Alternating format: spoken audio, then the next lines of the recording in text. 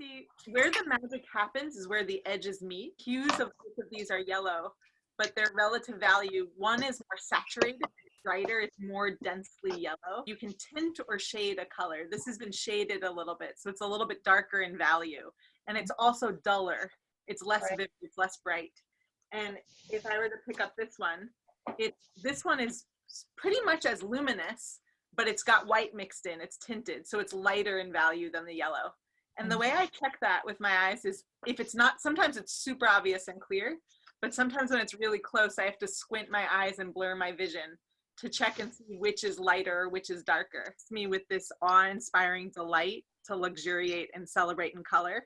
And part of the excerpt that Ava was reading was how like biomimicry works, or these sorts of, the way color works also attracts pollinators and helps us navigate the world. And a bright fiery red creates a set of sensations and emotions that's different than a more oceany blue. And it can be, you know, there's always to parse what different colors code to different affects or emotions. But just it's one other tool in your kit as you're moving through, especially when it's the just like a next right thing kind of moment in these coming days and hours. Okay, like this sage next to this emerald, next to this forest, next to this is just a set of practices. So that's what we're starting to play with and build together as well. We'll take a sec just to put your hands somewhere in your field of color. And we're actually gonna mush it around a little bit.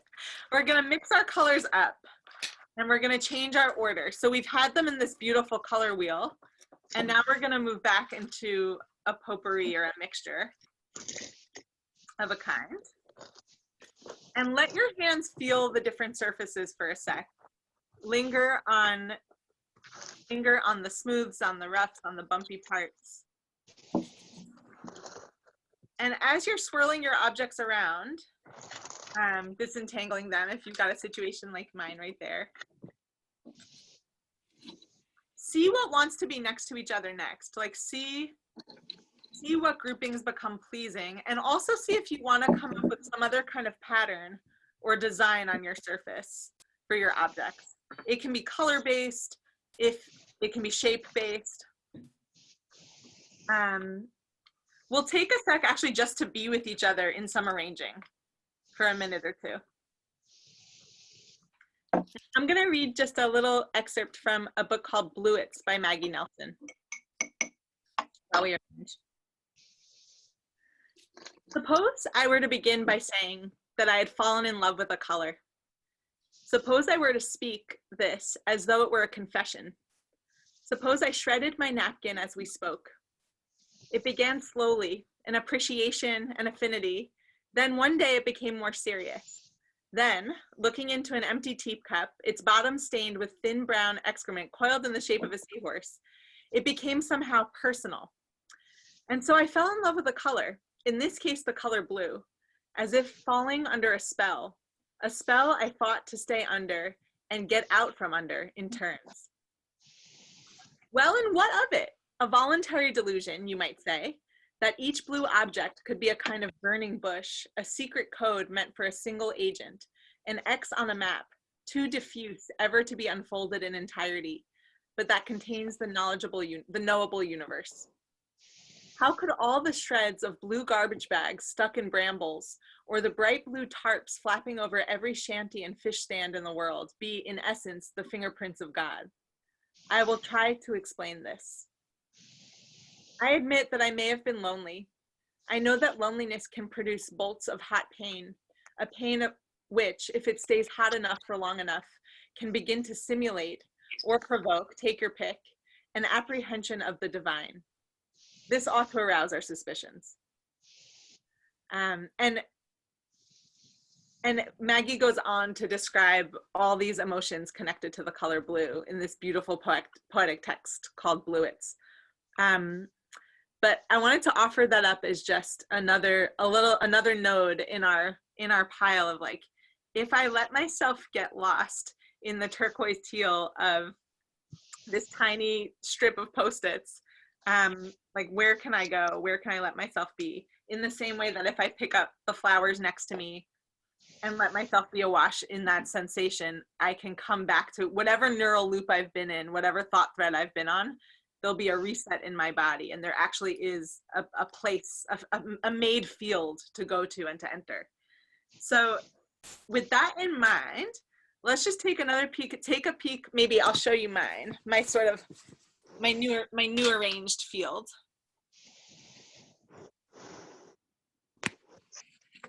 And with your hands on your objects, particularly if there's one that's soft to touch and delightful to be in sensation with for a second, we wanted to just also take some time to be in conversation about what time has felt like. I've been playing around with some looping color fields.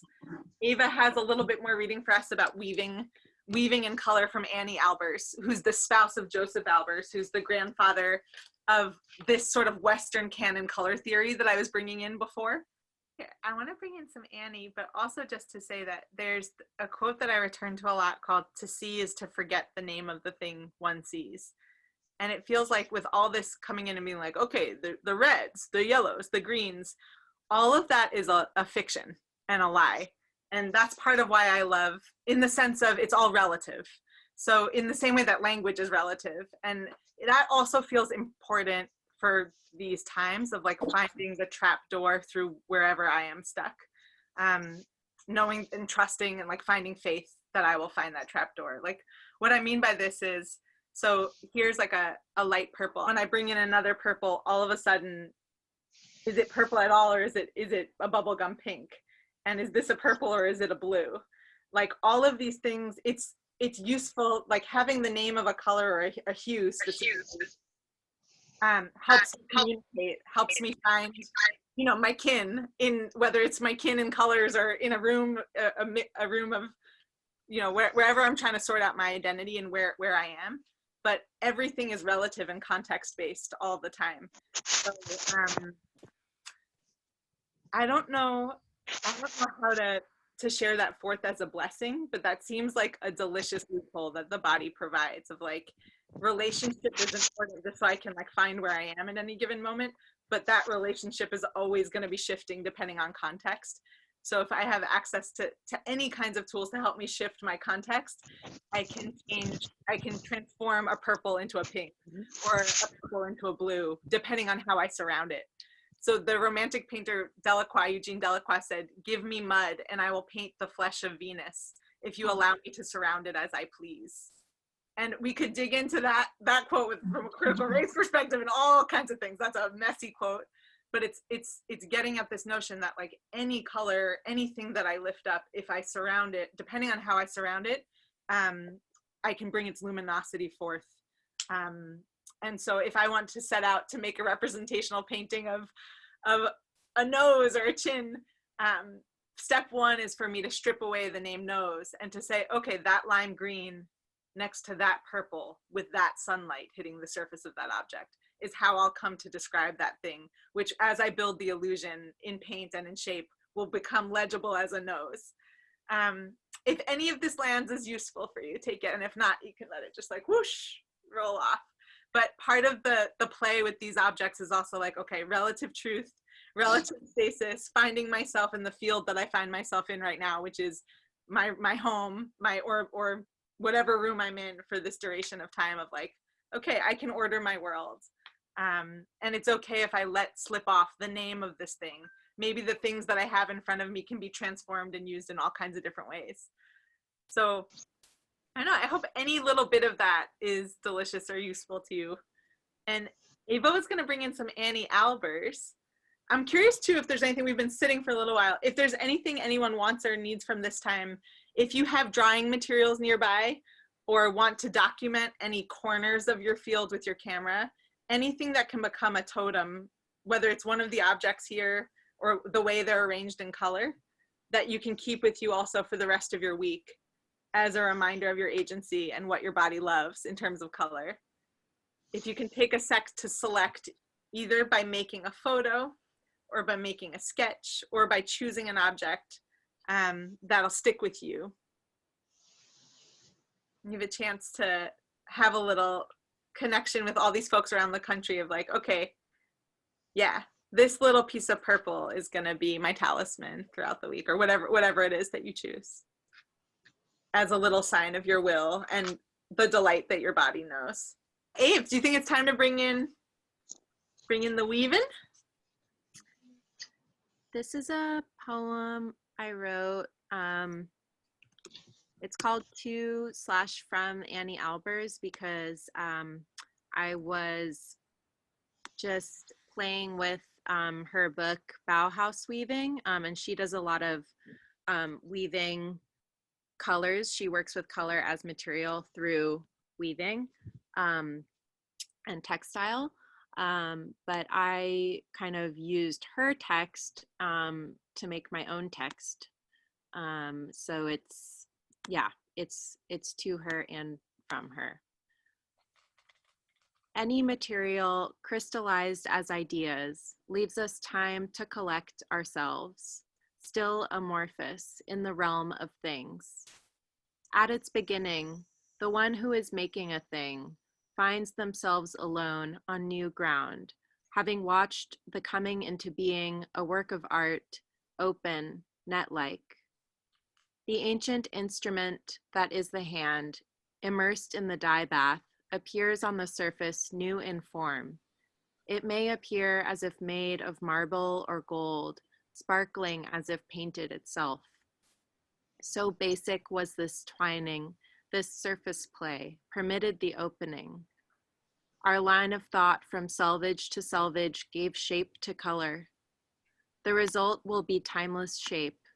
This is learning. We must learn to foresee the general air mirrored in others. A soft strip of bark, hides of animals, feathers or flowers, mummy wrappings. To be interwoven in whatever we touch, the soft drape, the gloss of velvets, the word textural, dark and heavy. We have in our hands a small amount of dust, a useful object, though we are often told otherwise. Thank you. Awesome. Thank you. In our last 5 minutes, if you have access, this is something that I have a stack of next to you. I don't know a bunch of if you do. If you have access to something that can be a different colored support, in other words, surface, than you've been working on before, what happens when all of a sudden our background, our ground is changed? Our closing is just like, may this juice you up. May like whatever lusciousness you accessed through touching these objects and taking just some sensation, some time to be in sensation of this yellowness to this orangeness to this redness to this purpleness, be just a reminder of another way to be in your body in the next coming hours, even if it just lingers for 1 second, that you have the capacity for that. That's in you, that's around you, it's in our homes and the spaces around us. And just, yeah, let us know if and how any of this ripples out into your week. After our weaving on weaving experiment number 1, we got some really sweet feedbacks of how it rippled and moved. And so part of the mutual aid game that we're playing is like, if I take even just a few minutes once a week for creative practice, like how does then that resource me to do some carrying or holding or space holding for creativity for others in the world as well, and ripple out through this time. So yeah, just loving you up, blessing you up. Thanks so much for coming to play with Ava and I. Thank you. So good to see you all. I just want to add one last thing, is that we have an Instagram account, Mutual Aid Materials, that we're hoping can be a resource for all of us to be sharing those practices with each other. So if you're on there and you want to send us something, we'd love to share it out. And we'll be using that space to aggregate other creative mutual aid projects that we see as well. So yeah, we see this as just part of the kit, in addition to grants and financial resources and other sorts of object and care sharing that's coming through. Thanks for trying this with us. Thank you. Thanks, guys. Yeah, Good day, evening.